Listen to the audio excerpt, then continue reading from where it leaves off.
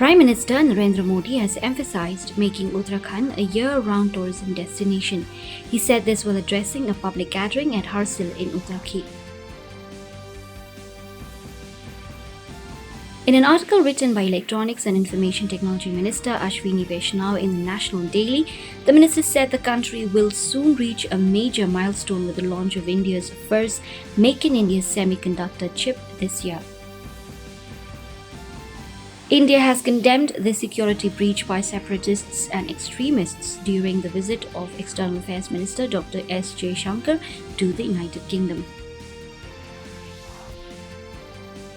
External Affairs Minister S. Jaishankar has said that the US administration under President Donald Trump is moving towards multipolarity, which suits India's interests.